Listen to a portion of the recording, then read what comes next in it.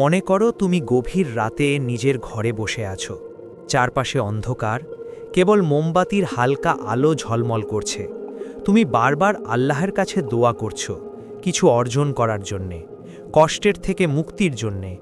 কিন্তু অদ্ভুতভাবে মনে হচ্ছে তোমার দোয়া যেন আকাশে হারিয়ে যাচ্ছে। তুমি চিন্তায় পড়ছো, কেন আল্লাহ আমার দোয়া শুনছেন না? হঠাৎ মনে পড়ে কিছু সময় আগে তুমি অন্যের জন্যে সহায়তার হাত বাড়িয়েছিলে না। কিছু সময় আগে তুমি ছোট্ট মিথ্যা বলেছিলে, এমনকি নিজের জীবনের ছোট ছোট গুনাহগুলো তুমি উপেক্ষা করেছিলে। এই স্মৃতি হঠাৎ তোমার চেতনার মধ্যে ঝলমল করতে শুরু করে, আর তুমি বুঝতে পারছো দোয়ার ফল না পাওয়ার মূল কারণ কখনো কখনো শুধু অভ্যন্তরীণ মনোভাব এবং হৃদয়ের শুদ্ধতা। তুমি রাতের শান্তি ভেঙে নিজের আয়নায় তাকাচ্ছ, চোখের দিকে জল জমে আসছে। মনে হচ্ছে আল্লাহ তোমার দোয়া শুনছেন, কিন্তু কেন ফল দিচ্ছেন না তা বুঝতে পারছো না।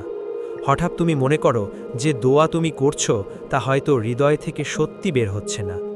কখনো কি হয়েছে তুমি দোয়া করছো কিন্তু নিজের ভুল, গুনাহ বা অন্যের প্রতি অনুতাপহীন মনোভাব সঙ্গে নিয়ে করছো? আল্লাহ সত্যিই তা খুব ভালো জানেন। এই সময়ে তুমি উপলব্ধি করো শুধু জিভের দোয়া নয়, হৃদয় এবং মন ঠিক রাখতে হবে। তুমি স্মৃতিগুলো নিয়ে চিন্তায় পড়ছো। কতবার তুমি অন্যকে আঘাত করেছ, কতবার অহংকারে ভরা থেকেছ, কতবার ধৈর্য হারিয়েছ। তুমি বুঝতে পারছো আল্লাহ শুধু তোমার শব্দ শুনছেন না, তিনি তোমার অন্তরের অভ্যন্তরীণ ভাব, মন এবং সত্যিকারের নৈতিকতার দিকে তাকাচ্ছেন। এই উপলব্ধি তোমার হৃদয়ে এক নতুন আলো জ্বালায়। তুমি নিজের মধ্যে এক ধরনের কষ্টের সঙ্গে আত্মপর্যালোচনা শুরু করছো। কয়েকদিন পরে তুমি প্রতিদিন সকালে আল্লাহর সামনে মাথা নিচু করে বসো। তুমি প্রার্থনা করছো, কিন্তু এবার নিজের ভুল স্বীকার করে, অন্যের জন্যে দয়া প্রদর্শন করে এবং নিজের অন্তরকে শান্ত করার চেষ্টা করছো। প্রতি দোয়া শেষে তুমি মনে করো হয়তো এবার আল্লাহ আমার কথা শুনবেন। এই সময়ে তুমি লক্ষ্য করছো ধীরে ধীরে তোমার অন্তরে এক ধরনের স্বস্তি আসে। মনে হয় শুধু ফলের জন্যে দোয়া করাই যথেষ্ট নয়, হৃদয়কে শুদ্ধ রাখতে হবে। তুমি দেখতে শুরু করছো ছোট ছোট আশীর্বাদ আসছে জীবনে, কখনো হঠাৎ সাহায্য, কখনো ধৈর্যের শক্তি, কখনো শান্তির অনুভূতি। তুমি বুঝতে পারছো আল্লাহ কখনো খালি হাতে ফেরান না, শুধু আমাদের সময় এবং আত্মপর্যালোচনা প্রয়োজন। এই উপলব্ধি তোমার দোয়ার মানে আরও গভীর করে তোলে। একদিন তুমি আবার গভীর রাতে বসে আছো, আগের চেয়ে আরও শান্ত। মনে হচ্ছে আল্লাহ তোমার সব ভুলকে জানেন এবং ধৈর্য ধরে যাচাই করছেন। তুমি বুঝতে পারছো দোয়া করলেও যদি হৃদয় এবং মন শুদ্ধ না হয়, সঠিক সময় না আসে, ফল আসতে দেরি হয়, তবে এই দেরি আল্লাহর রহমতের অংশ। হঠাৎ তুমি উপলব্ধি করো প্রতিটি দোয়া, প্রতিটি ভালো কাজ, ছোট হোক বা বড়, আল্লাহর কাছে পৌঁছায়, শুধু ফল পাওয়ার সময়ের অপেক্ষা। তুমি নিজের অভ্যন্তরীণ মনকে পরিবর্তন করার জন্যে আরও সচেতন হও। এখন থেকে প্রতিটি দোয়ার আগে মন খালি করে, হৃদয় শুদ্ধ করে দোয়া করবে।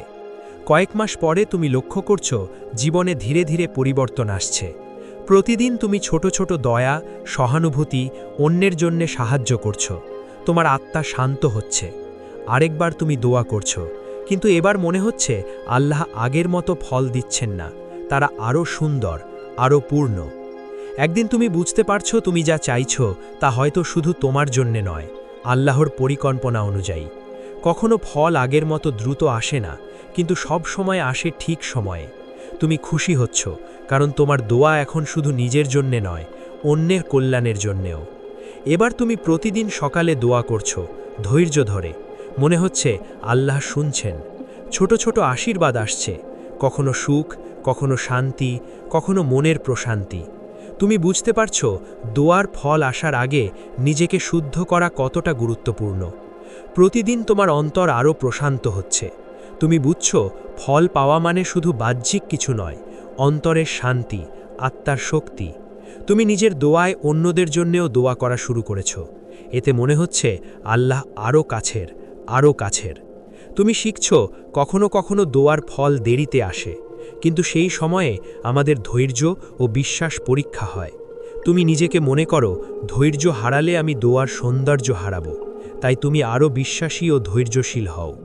একদিন তুমি অনুভব করছো তুমি শুধু দোয়া করছো না, তুমি নিজের মন এবং হৃদয়কে শুদ্ধ করতে চেষ্টা করছো। আল্লাহর রহমত আসছে সব দিকে, কিছু ছোট ছোট আশীর্বাদ, কিছু সঠিক দিক নির্দেশনা। তুমি বুঝছো দোয়া এবং অন্তরের শুদ্ধি একসাথে থাকলে সব কিছু সুন্দর হয়।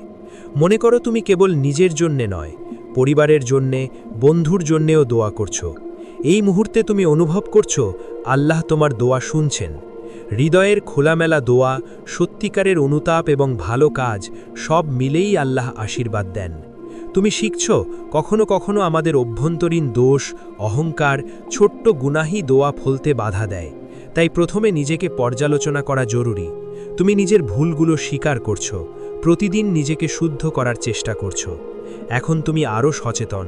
মনে করো আল্লাহকে খুশি করার জন্যে শুধু দোয়া নয়, মন, হৃদয়, কাজ সবই গুরুত্বপূর্ণ। তুমি প্রতিদিন নিজেকে পরীক্ষা করছো, দোয়া আগে অন্তর শুদ্ধ করে দোয়া করছো। একদিন তুমি দেখছো ছোট ছোট আশীর্বাদ আসছে জীবনে। মনে হচ্ছে আল্লাহ ধীরে ধীরে তোমার দোয়াকে পূর্ণ করছেন। তুমি খুশি হচ্ছ, কারণ বুঝতে পারছো দোয়ার সত্যিকারের শক্তি হলো হৃদয়, মন এবং ধৈর্য।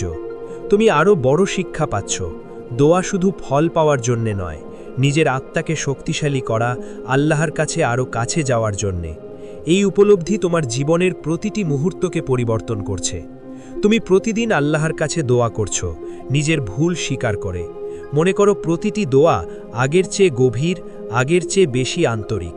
মনে হচ্ছে আল্লাহ ধীরে ধীরে তোমার হৃদয় এবং জীবনের সব ভাগ পূরণ করছেন। শেষে তুমি বুঝতে পারছো দোয়া না পাওয়ার আসল কারণ কখনো কখনো আমাদের নিজের মন, অন্তর এবং জীবনধারার সাথে সম্পর্কিত। যখন তুমি নিজের ভুল ঠিক করবে, অন্যের প্রতি সহানুভূতিশীল হবে এবং ধৈর্য ধরে আল্লাহর রহমতের ওপর বিশ্বাস রাখবে, সেই সময়ে দোয়ার ফল আসবে। আল্লাহ কখনো খালি হাত ফেরান না, শুধু আমাদের সঠিক সময়, সঠিক মনোভাব এবং ধৈর্যের প্রয়োজন।